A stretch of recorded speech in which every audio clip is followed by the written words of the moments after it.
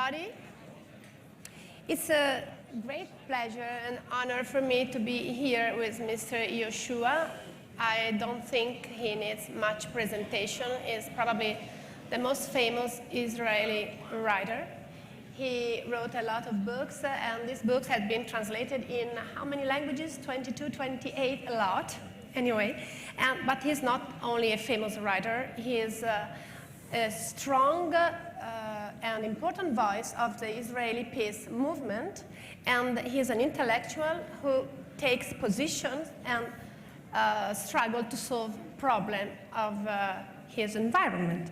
And well, we are here on the last day of this big event, Mediterranean Dialogues, aiming at, and I am quoting from the program, drafting a positive agenda, rethinking traditional approach.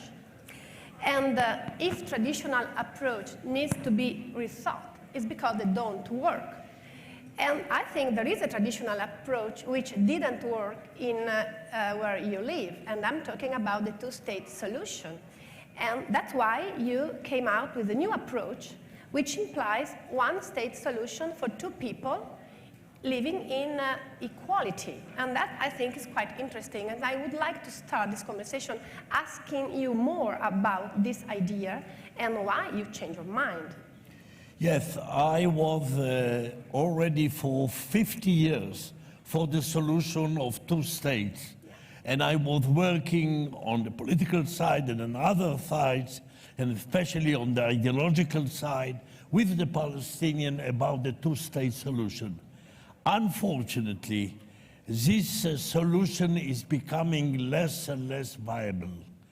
First of all, because the two sides, first of all, Israel is to be blamed because of the immense settlements that have been planted into the Palestinian territory, and the fact that you cannot evacuate anymore about 400 million Israelis that will be evacuated from the settlement in order to enable a Palestinian state. Palestinians have only a quarter of the original Palestine that they had in their mind and in their national identity. Secondly, the Palestinians themselves are stubborn, and they insist again about the return of all the refugees from the West Bank and Gaza to Israel itself.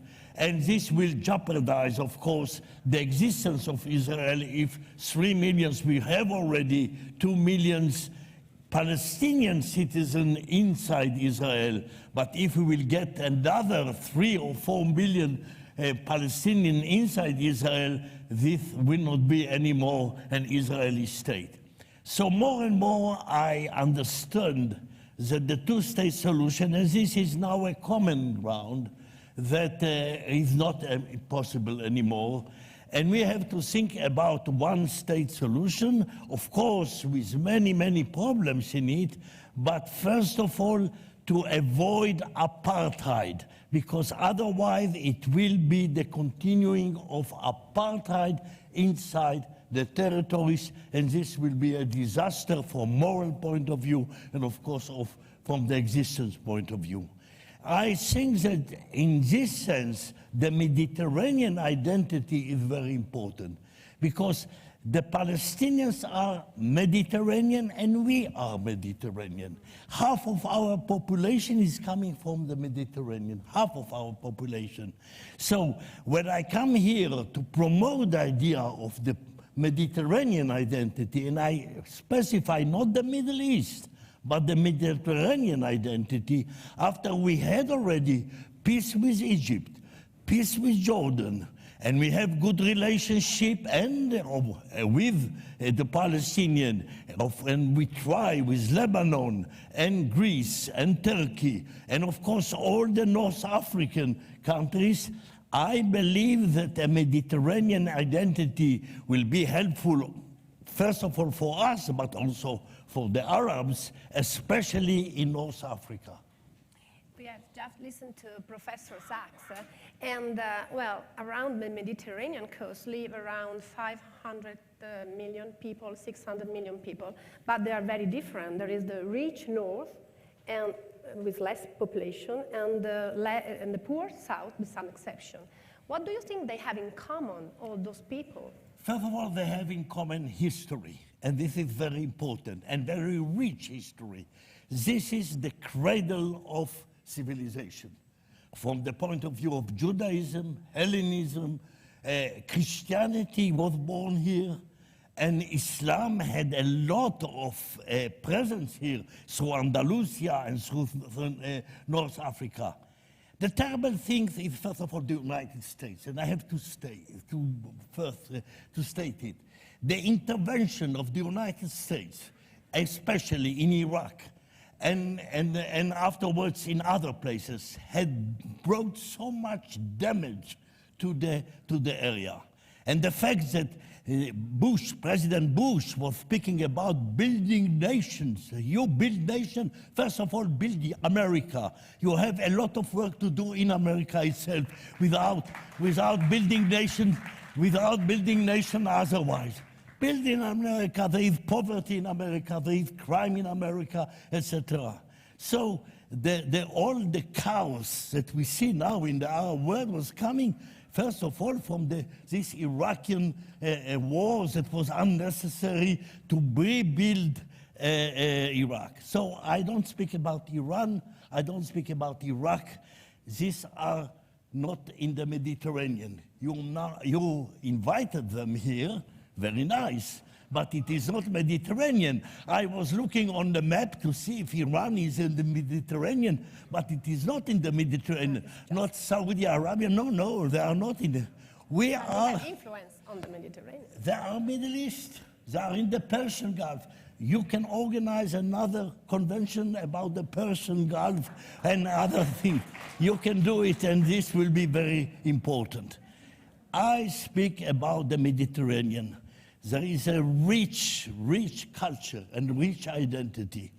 And I speak especially about these days. We are now moving from two poles. From one side, globalization. With the smartphone, we look on the smartphone and we feel as if we are citizens of the world.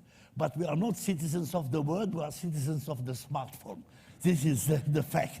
We are not citizens of the world. Globalization gives us illusions that we are everywhere. And on the other side, religion. I did not imagine in my life that religion will be so strong in the last years or in the 21st century. I was thinking that religion will find its place, but now an humble place in the modern world. But I see it in the Islam. I see it in Judaism. And this is very much disturbing me. The revival of extremities in religion among my people. And also, of course, in America, in evangelists, only the Catholic are with your art. You are more nice with your churches that are empty, more or less, because I always visit Rome, I go to the churches. And you have a very nice pope. Really, you have a nice pope. Yes, I like him immensely. So, anyhow, the question of religion, the extremism of this religion, and the fact that this was the ground for terrorism, for this jihad, for these suicide bombers, with all these things, and the question of religion. So we have to replace globalization in one hand, that is dangerous in my opinion, that gives an illusion, religion in the other hand, and the extremities of religion into history, into identity of history. And there is very common things between the Islam. I am very disappointed that Greece is not representative here. They have to be representative. And here is the task of Italy. I'm very close to Italy, and I came here to speak to the Italian. Take a lead on this Mediterranean question. You have to take it, because I know that President Sarkozy spoke about the Mediterranean and the Spanish spoke, but you have Sicily that can be the Brussels of the Mediterranean. Now Europe is a little bit, okay, Europe is Europe. Britain is not anymore there. France and Germany will lead Europe. You are always second hand there in Europe. Now you have to take first pilot in the Mediterranean thing. I read that you said once that you would like Italy to even create a common market in the Mediterranean. I don't answer now to the economical question because it's very, very complicated.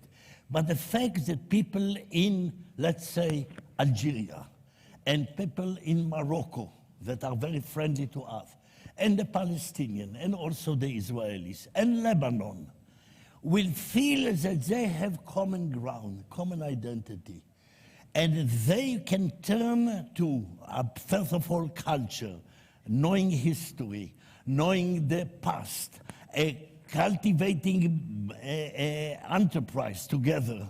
This gives them a kind of identity, a semi-identity in the modern world. Let's go back to what you were saying about globalization and religions. I would say globalization from one hand and populism from the other hand. It's really a danger. And in Europe, we maybe don't have this religious problem, but we have populism problem. How can we find a path in between these two phenomena? I don't know exactly what is going in Europe according to what you call populism. The globalization, of course, has created many advantages, but also many problems. I speak about identity. The question of a person is identity, to belong to something. And the fact of belonging only to the religion is becoming dangerous. They have to have a kind of relation to history, to culture, because globalization is taking out the history and working on mythology. And America is a mythological country. They are working, this is the fuel of the identity of America. America is mythological, but we are based upon history. And the specific history of the Mediterranean, with all its richness, can be a basis for communities to share cooperation, to feel belonging to each other. And for me as an Israeli, it is extremely important, and I think that for the Palestinians, because the Palestinians with the Arab world have been of a lot of disappointment. They thought that the Arab world will help them in the war or in the struggle against Israel, and the Arab world did not help them. We have very good relation with Egypt. It is a very special thing that Egypt, for about 45 years after we signed the agreement, we keep the agreement very tightly, both sides. And Egypt is very important. Egypt is not the Arab world in the same sense as Iraq and Syria or, I don't know, Afghanistan. The Muslim identity of Egypt is balanced by their identity, their very ancient world, ancient country. So we have to do something about all this combination, and you can help us, because Italy was not a colonialist country in the Middle East. You have been only with Libya, and the disaster in Libya, okay, perhaps it's due to you, but always the problem of France and England, especially in the Middle East, was still the memory of colonial country, of imperialist country. So you are clean in a certain way. And you can do here something positive. And this is why I came here. I came here to push you, Italian, to do something more substantial about the question of the identity of the Mediterranean. Mr. Yehoshua, let's go back to Jewish identity, which is important.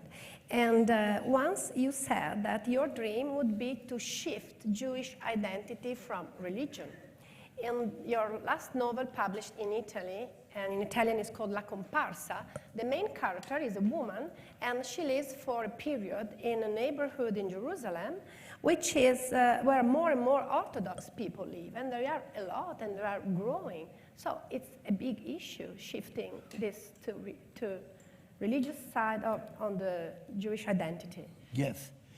The question is how to shift the Jew to an Israeli. Because our name and our identity is first of all Israeli. In the Bible, you will not find the word Jew. In the book of prayer, you will not find the word Jew. Jew is not a religion, because a Jew can be secular. Jew is affiliation to a nation, but on the very minimal way. And what was happening to the Jews, I don't have to tell here, what was the failure of the Jews all over history. We have been one of the most ancient people on the earth, and we are now 12 million, that's all. A lot of Jews had abandoned Judaism. Now, we came back after the Holocaust, where we got the most terrible blow ever a people had got. We have been killed for 6 years. We lost a third of our people, not for ideology, not for religion, not for territory, not for economic. We have been killed like microbes, for nothing. And the fact that the world, and this is now we are celebrating 70 years of the decision of the UN to create a Jewish state, was the reason to say to the Jews, normalize yourself. Have a territory of yourself and be responsible for yourself. And this was the day in which the Eastern Bloc, the Soviet, the communists, and the Americans joined together to vote for the creation of this state. Now, this state is, first of all, a national state. Israeli means nationality. Of course, you can be religious or you cannot be religious. It's up to you. But the fact that now religion is taking over nationality, this is very dangerous. And in Israel, the 20% of the population are Arab. Yes. And they have rights as normal citizenship. Yes. And you once told me in a previous interview that this could be a model of integration and living together. This is one of the success of the Israeli state and the Arab minority, the Palestinian minority.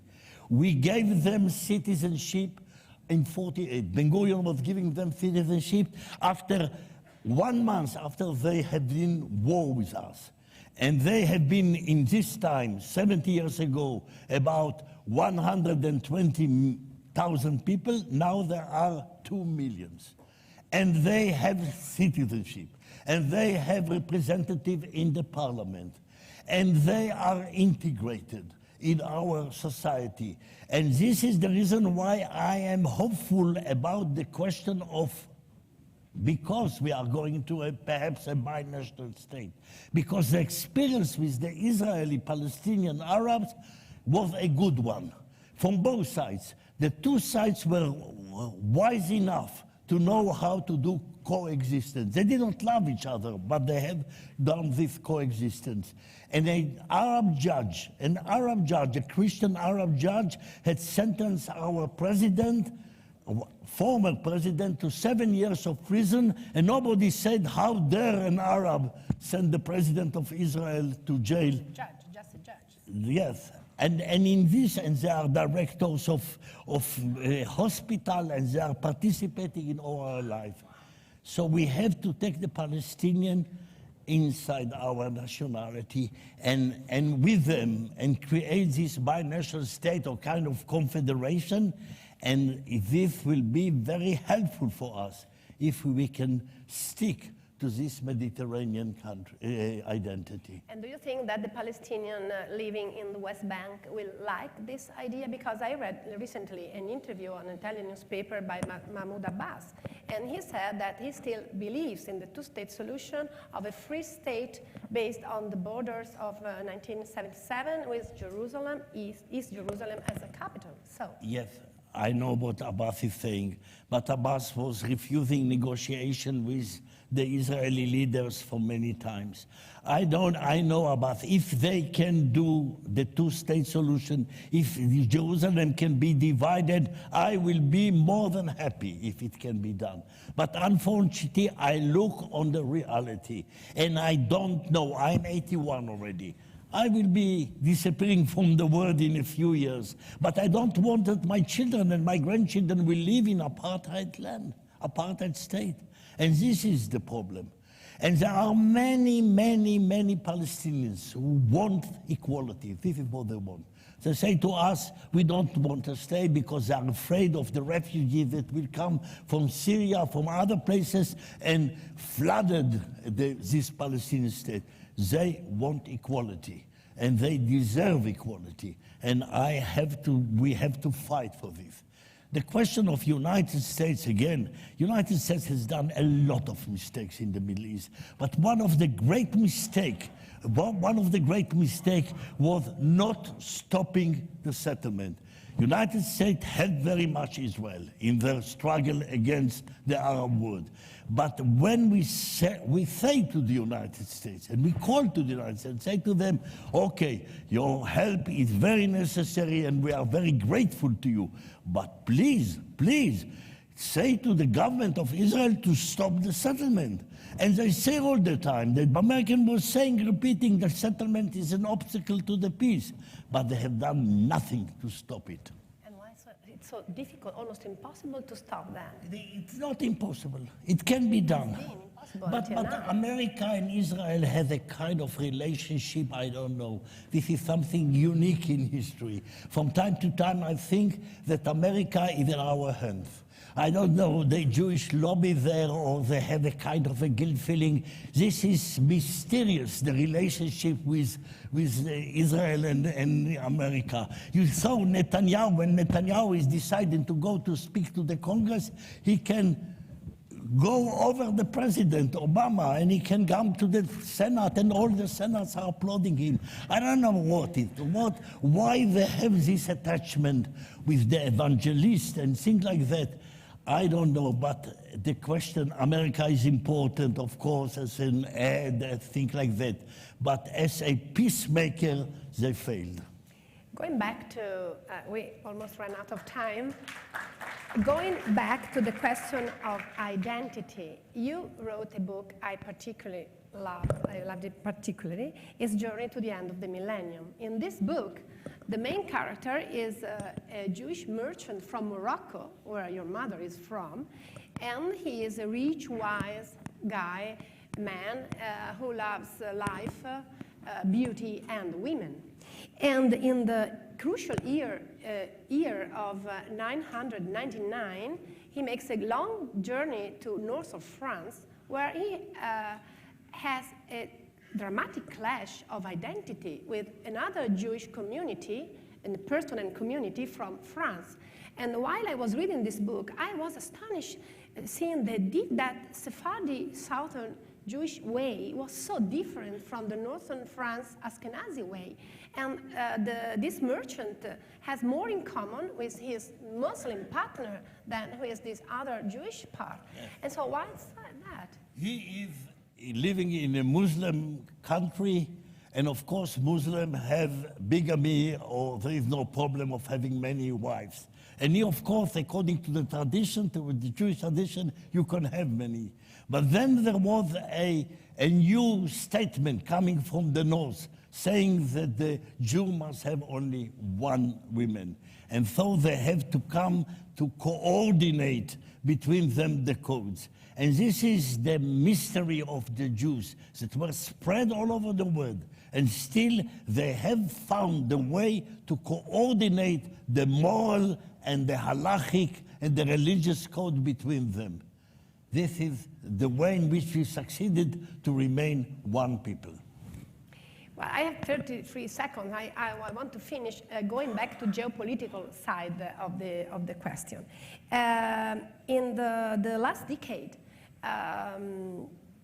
the war of Iraq first, then the Arab Springs, and then the Syria conflict, and the ISIS problems, and now the migrant and refugees crisis have shifted the attention to the public.